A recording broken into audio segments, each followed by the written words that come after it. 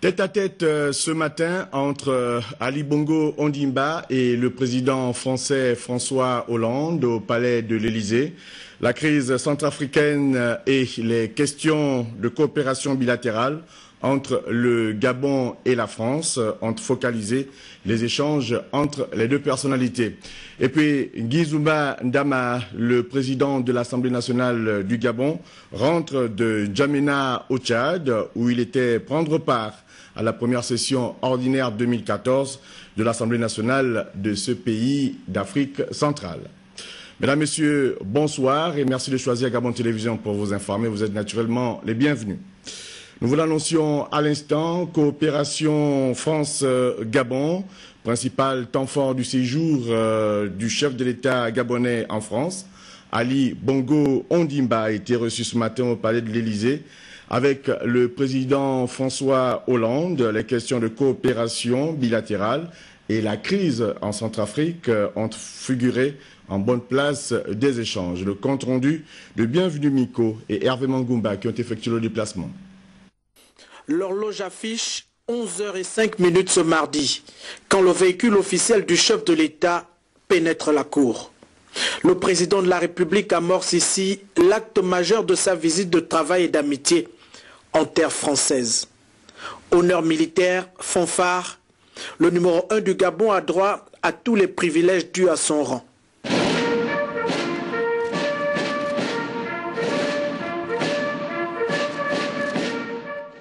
Et pour l'accueillir à l'entrée du palais, François Hollande, le président de la République française en personne. Ensemble, les deux hommes d'État franchissent une à une les 7 marches d'escalier du palais de l'Élysée.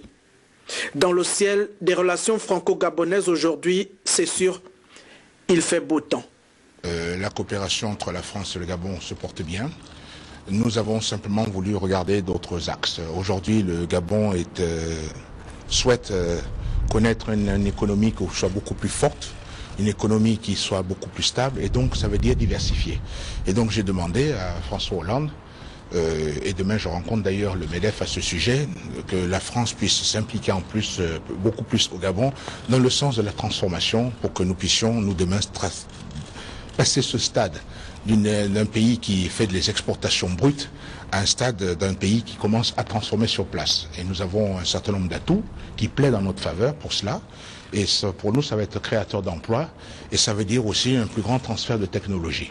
L'entretien au sommet entre les deux personnages aura duré plus d'une heure d'horloge avant la séance de travail élargie. La relation entre la France et le Gabon désormais s'inscrit dans un esprit de transparence et de réciprocité. Toutes ces questions bilatérales sont importantes parce qu'il s'agit donc du sort de mes compatriotes, du sort des Gabonais, et puis il s'agit aussi de renforcer la relation qui est la nôtre. Bien, vous doutez bien que les questions internationales aussi ont été abordées, mais nous avons aussi voulu avoir certains sujets qui sont très importants, notamment les questions d'environnement. Vous n'ignorez pas que l'année prochaine se tiendra à Paris un sommet important sur ces questions-là. Donc l'environnement est quelque chose que nous avons à cœur de développer, et nous en avons aussi parlé, ainsi que de la situation dans certains pays africains, notamment Centrafrique, et nous voyons les choses se mettre en place. Cette visite bilatérale est la 3e du chef de l'État en France. Elle marque l'intérêt des deux dirigeants à poursuivre l'œuvre de consolidation d'une relation dense et historique. Bienvenue Miko, nous le rappelait à l'instant, la 3e visite du chef de l'État Ali Bongo Ondimba à l'Élysée aura donc été l'occasion d'évoquer des questions de développement et de sujets d'actualité du moment. Dans le reportage qui va suivre, nous allons donc regarder les autres points évoqués par le chef de l'État au cours de cette visite. La relation entre la France et le Gabon est séculaire et multiforme. Le partenariat entre les deux États, réadapté et renforcé en fonction de l'évolution et du temps, vit aujourd'hui un nouveau chapitre de son histoire. Outre des questions d'intérêt mutuel et de développement, la sortie de l'Élysée aujourd'hui aura été l'opportunité pour le chef de l'État d'éclairer l'opinion sur les derniers développements de l'actualité politique au Gabon. Et quand on lui pose des questions précises sur l'ancien président de la Commission de l'Union africaine, Ali Bongo Ondimba a toujours des réponses bien précises. N'est-ce pas, Monsieur le Président? Il me semble que ses préoccupations étaient plus centrées vers la poursuite de son mandat et moins vers ce qui se passait au Gabon. Je veux dire par là que s'il avait été vraiment préoccupé par les questions purement gabonaises, il s'y serait d'ailleurs consacré plutôt que de demander la poursuite de son mandat. Donc vous voyez bien que c'est parce que son mandat, il n'a pas pu le poursuivre et qu'il a perdu cette élection qu'il faut maintenant qu'il trouve quelque chose à faire. Et comme vous le constatez, comme vous le voyez, la visite du président Ali Bongo Ondimba ici à l'Élysée s'achève. Avec elle s'écrit certainement une nouvelle page d'histoire de la relation entre la France et le Gabon. La prochaine séquence de ce séjour d'amitié et de travail, ce sera avec le MEDEF, le mouvement des entreprises de France. Mais avant le MEDEF, signalons qu'en marge donc de la rencontre de l'Élysée, le chef de l'État gabonais a également eu des entretiens à son cabinet de travail. Ali Bongo Ondimba a reçu à cet effet le ministre français de l'économie. Les détails avec Bienvenue Minko et Hervé Mangumba.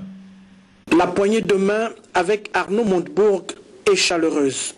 L'entretien avec le tout nouveau ministre français de l'économie intègre bien la dynamique d'impulsion du partenariat socio-économique entre le Gabon et la France. Le membre du gouvernement Manuel Valls défend l'idée d'un partenariat économique franco-gabonais solide et avantageux, mais surtout bénéfique aux deux États. Et le Gabon a décidé de favoriser l'industrialisation de son territoire et souhaite nouer des partenariats avec l'industrie française égalitaires, mais qui profiteraient aux Gabonais et permettrait aux industries françaises de se développer. Et j'ai répondu favorablement à la demande du président gabonais. Nous allons donc faire ce travail à partir de maintenant.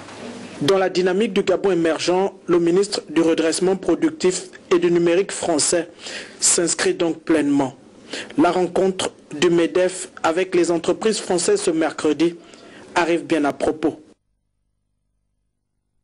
Toujours dans l'actualité, nous restons en France. L'Assemblée nationale a accordé aujourd'hui par 306 voix contre 239 sa confiance à Manuel Valls, qui a donc annoncé une série de mesures radicales pour doper l'économie française, comme l'y autorise donc la Constitution. Le nouveau Premier ministre avait donc décidé d'engager la responsabilité de son gouvernement sur son discours de politique générale. Tenez, par exemple, sur l'allègement du coût du travail et baisse des impôts, Manuel Valls a annoncé une baisse des cotisations salariales pour les salariés payés au SMIC, à compter donc du 1er janvier 2015. Selon lui, la mesure permettra de procurer justement 500 € par an de salaire net supplémentaire aux salariés concernés. Quant à l'organisation territoriale, je propose de réduire de moitié le nombre de régions dans l'Hexagone, dit Manuel Valls, qui a donc également décidé d'engager le débat sur l'avenir des conseils départementaux. C'est d'ailleurs la nouvelle appellation des conseils généraux. Quant au Rwanda, je n'accepte pas les accusations indignes qui pourraient laisser penser que la France ait pu être complice d'un génocide au Rwanda, alors que son honneur, c'est toujours de séparer les belligérants. Vous le savez aussi bien que nous, ici à Gabon Télévision, Ali Bongo Ondimba était donc l'hôte de son homologue Paul Kagame à Kigali au Rwanda. Le chef de l'État, accompagné donc de son épouse, ont pris une part active au lancement des activités du 20e anniversaire du génocide rwandais. Les détails avec Elda Nelly Kumba et Juvenal Mbumba. L'arrivée des chefs d'État et de délégation, dont Ali Bongo Ondimba, donne le ton à cette célébration des 20 ans d'anniversaire du génocide rwandais. Le dépôt de gerbes de fleurs au mémorial Gisozi, en souvenir des 800 000 morts, en majorité Tutsis, constitue la première étape dans ce site, suivie de l'allumage de la flamme par les présidents des Nations Unies, de l'Union africaine et le couple présidentiel rwandais. Flamme, symbole de la résilience et du courage pour un futur meilleur. La cérémonie va se poursuivre au stade Amahoro. Plusieurs interventions vont se succéder, toutes dans le sens de la reconstruction du pays. Paul Kagame, dans son adresse, viendra rappeler à son peuple qu'aucun pays ne peut évoluer s'il n'est uni et solidaire. Et le Rwanda, dans sa volonté de croissance, fournit des efforts dans ce sens. Il est revenu en disant qu'il espère que son pays ira de plus en plus de l'avant avec l'aide des autres États africains également. Moment solennel, les témoignages des instants douloureux qui auront provoqué des pleurs et des cris d'un grand nombre dans le stade. L'interprétation de la chanson Jamais plus ça, avec des sketchs démontrant la situation du génocide, va distiller un message, celui de la protection de la jeunesse, l'avenir du pays. C'est d'ailleurs sur ce message, pour le Rwanda et pour l'Afrique tout entière, qu'Ali Bongo Ondimba va quitter ses hôtes pour Paris pour une mission officielle.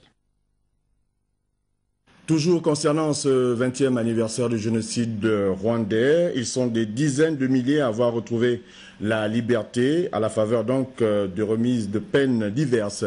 C'est le cas dans le nord du pays où les Tutsis sont ultra minoritaires, comme dans la région du volcan Muhambura, qui fait donc office de frontière entre le Rwanda, la République démocratique du Congo et l'Ouganda.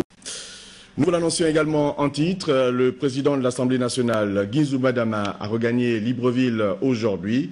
Il revient de N'Djamena au Tchad, où il allait prendre part à l'ouverture de la première session ordinaire 2014 de l'Assemblée nationale de ce pays d'Afrique centrale. Les détails avec Nicolas Monsard et Amédée Mavungu.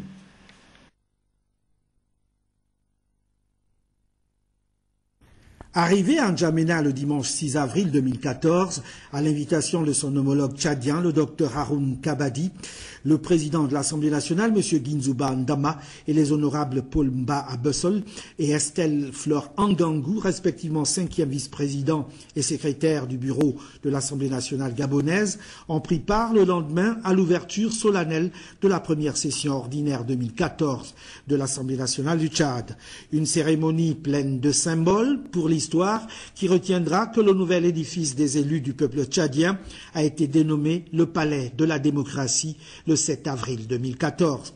Autre symbole, la présence des délégations des assemblées nationales sœurs avec toutes le même idéal, raffermir les liens interparlementaires.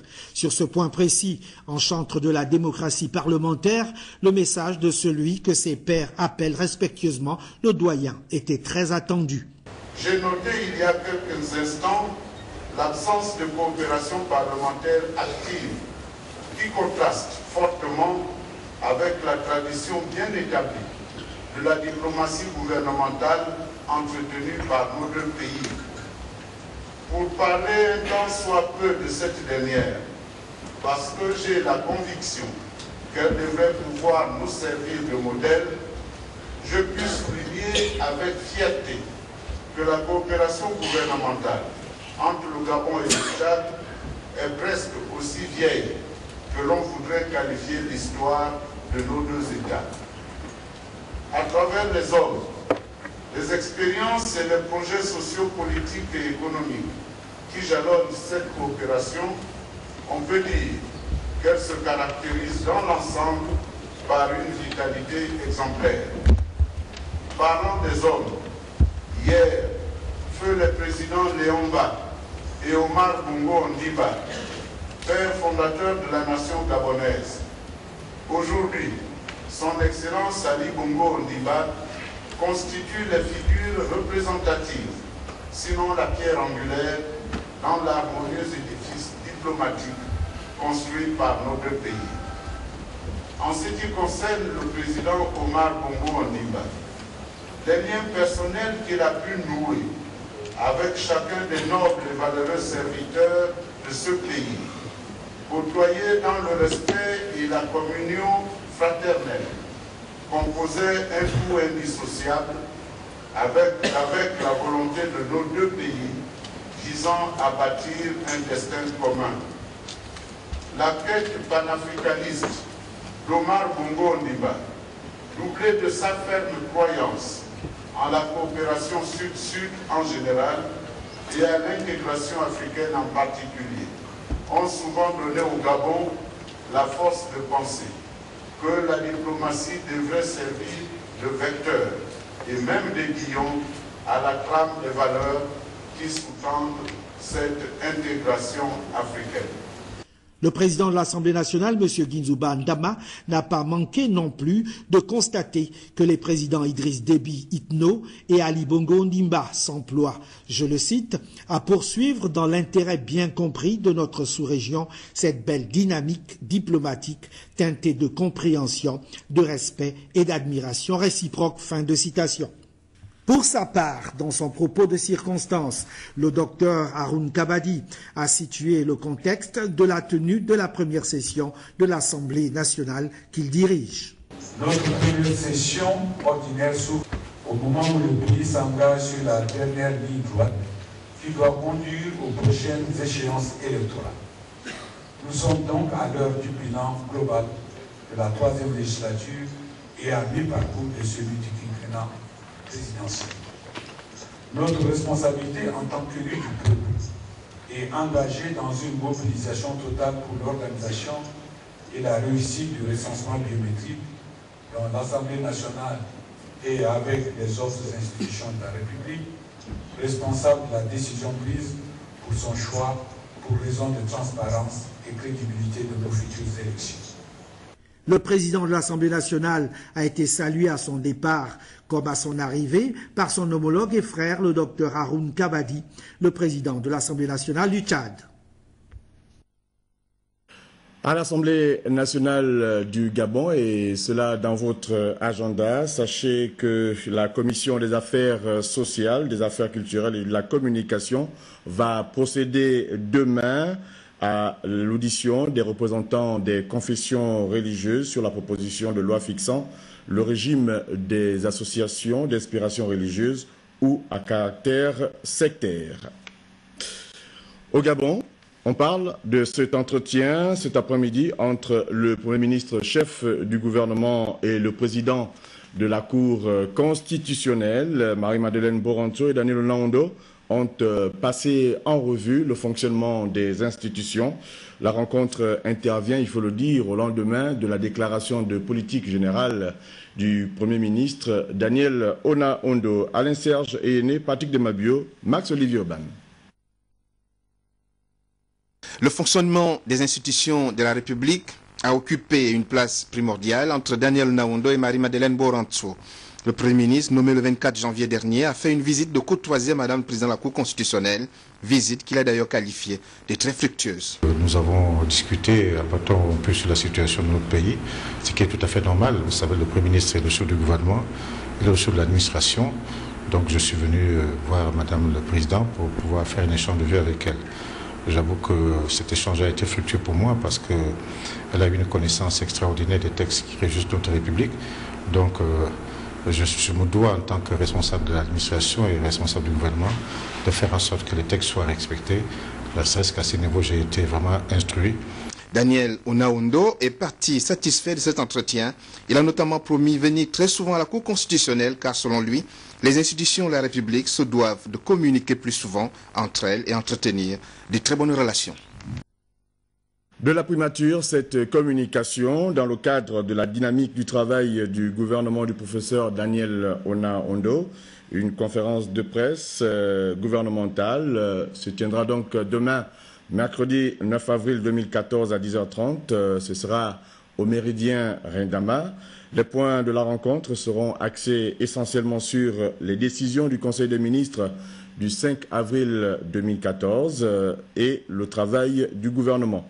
La dite conférence de presse verra la participation des ministres de la Prévoyance sociale, de la Solidarité nationale, Mme Brigitte Mba Anguillet, des relations avec les institutions constitutionnelles, porte-parole du gouvernement, Mme Denise Mekamnotati, de la santé, professeur Fidèle Mungwa.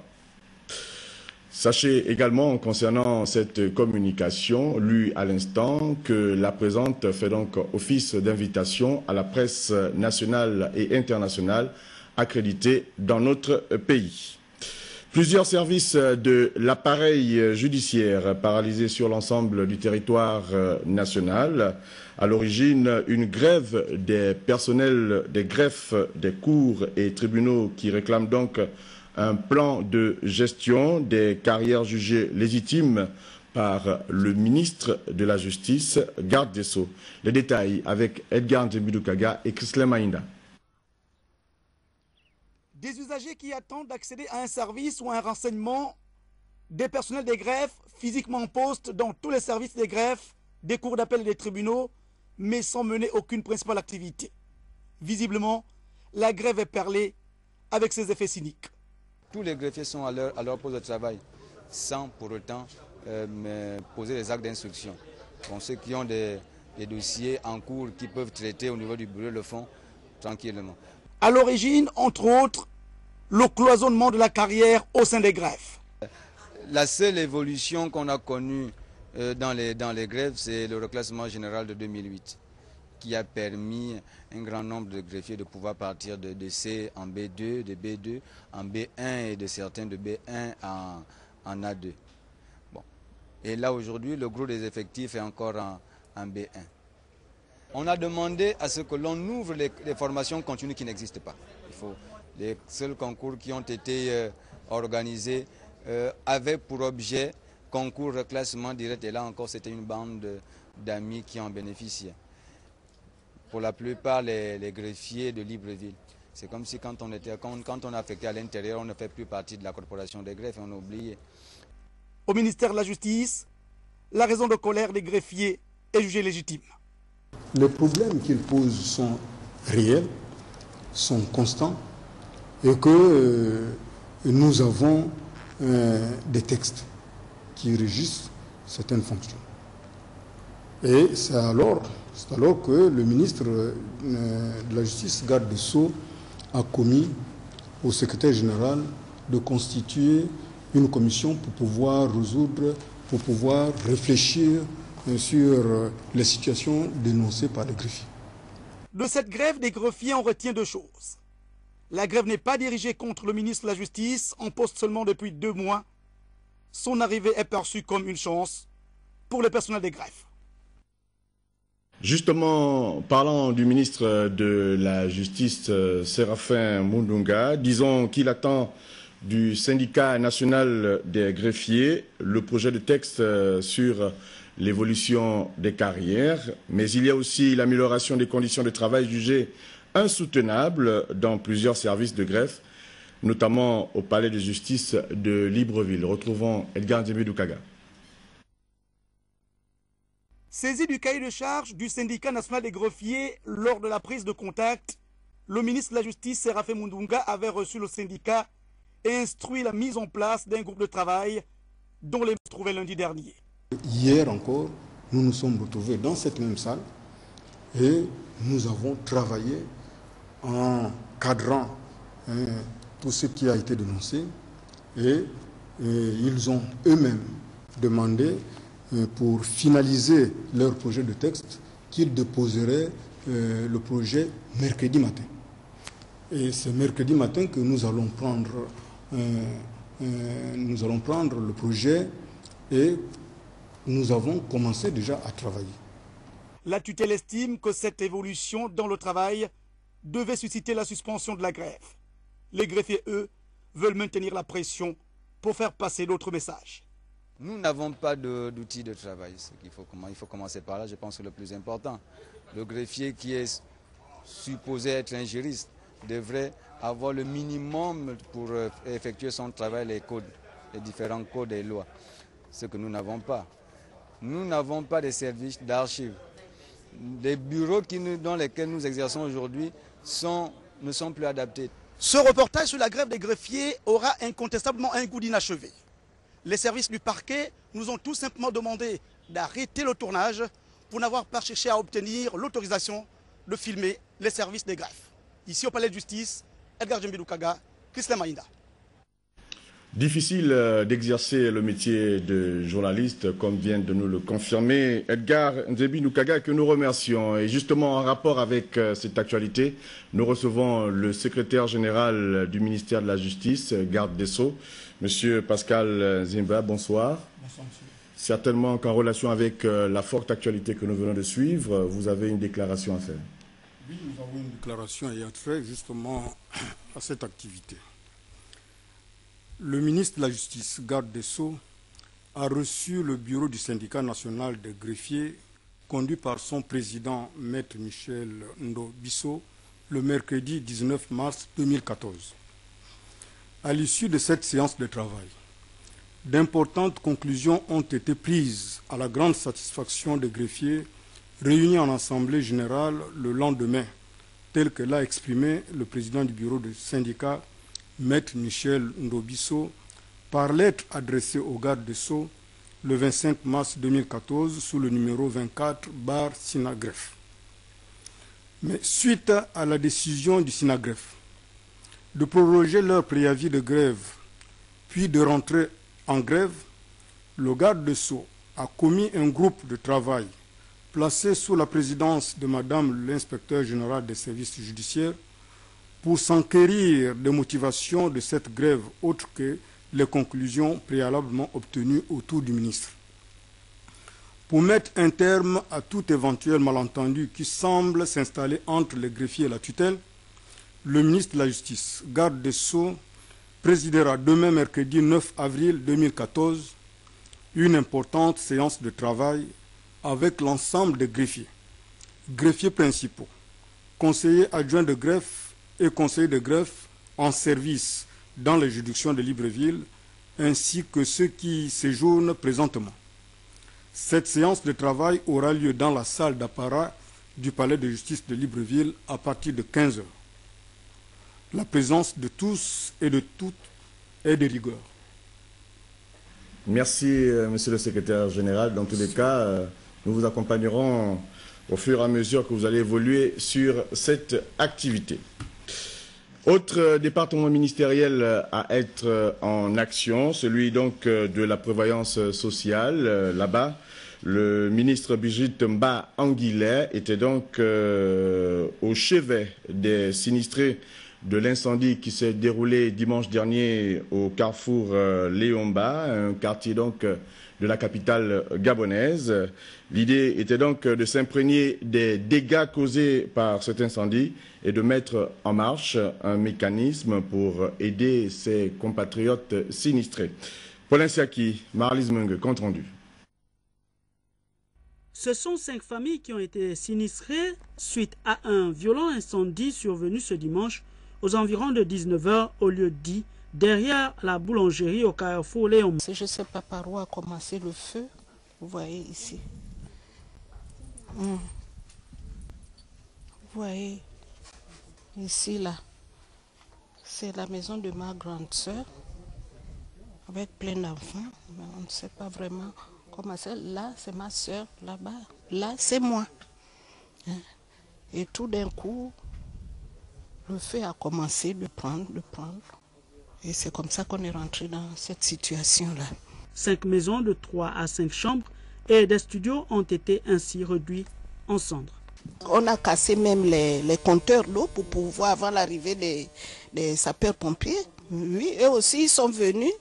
Entre-temps, ils n'avaient plus d'eau. Ils sont repartis chercher l'eau. Ils sont revenus.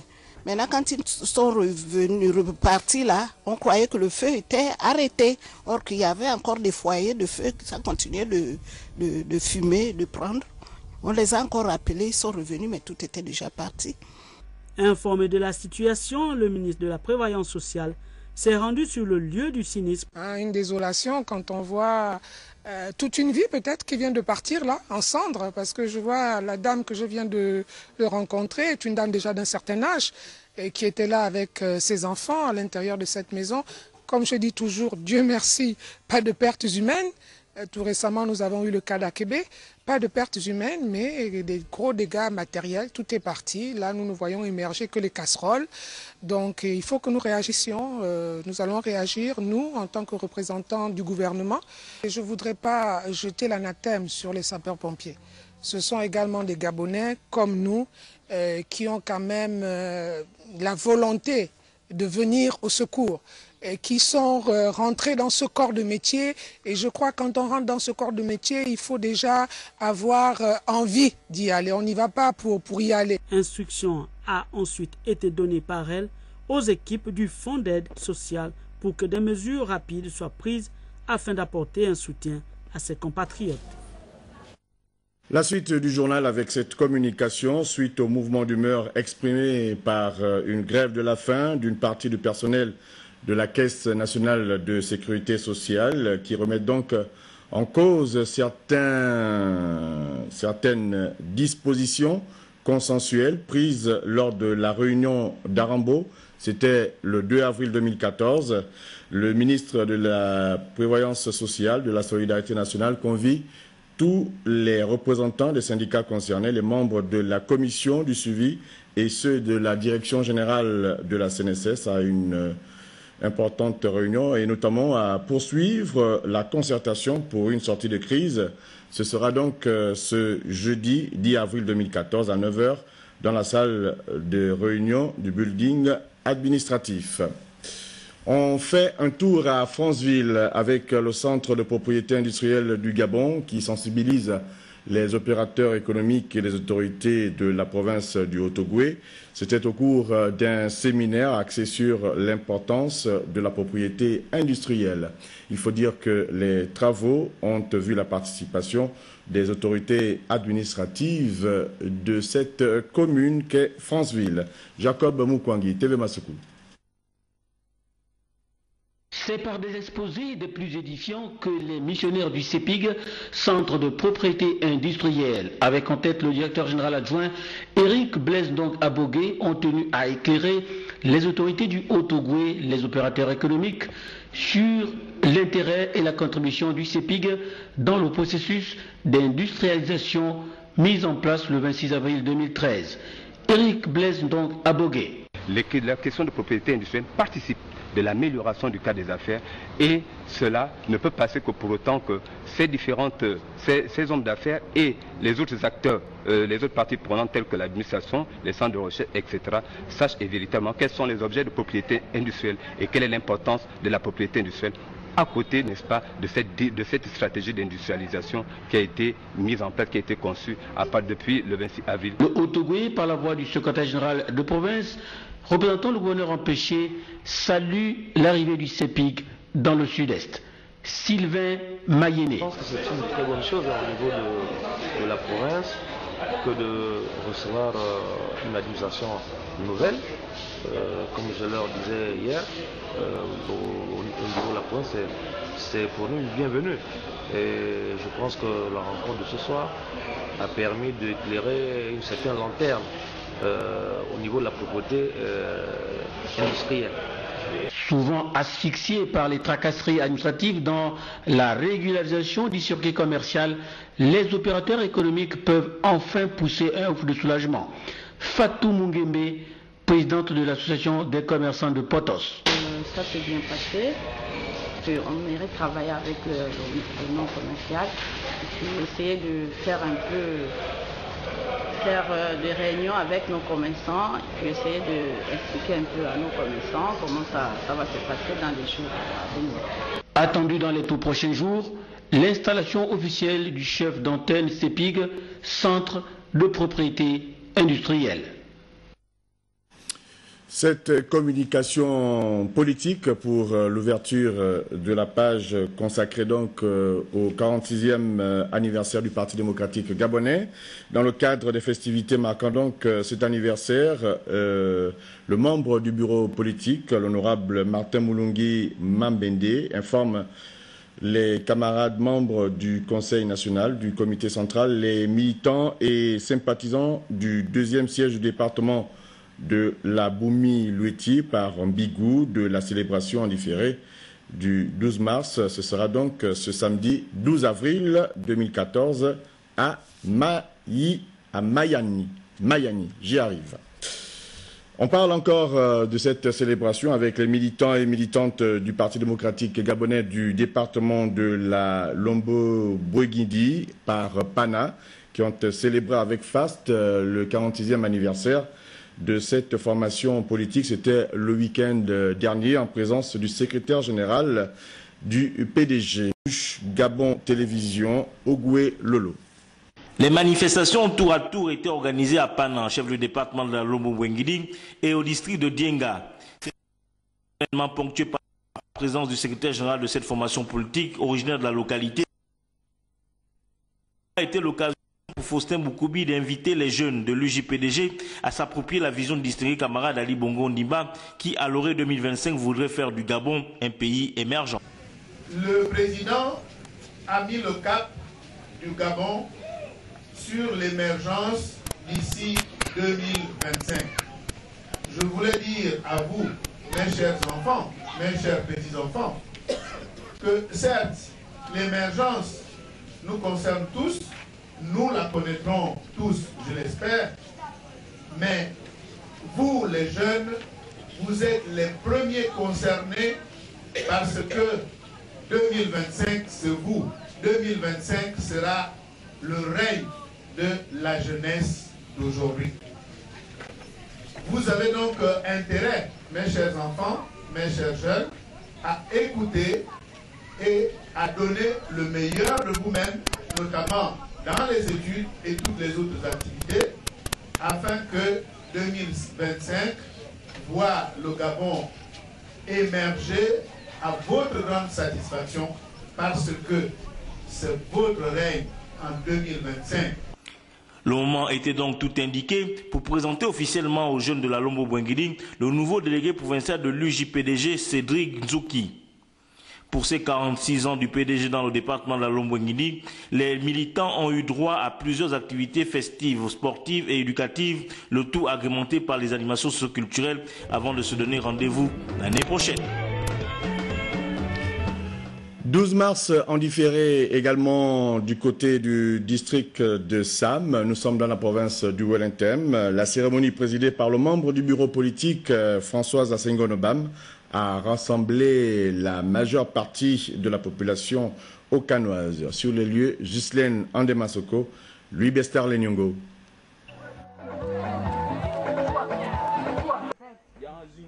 En marche pour le respect des statuts, la Fédération C du district de Sam, entourée du membre du bureau politique Françoise Asengonobam, s'est une fois encore mobilisée pour célébrer 46 ans de maturité du PDG. Le troisième siège du département de l'Okano a pour la circonstance regroupé cadres et alliés du parti. Ainsi, le secrétaire de section précise. Camarades, je vous remercie d'être venus nombreux. Vous pouvez oser les gens que le PDG n'est pas mort ensemble.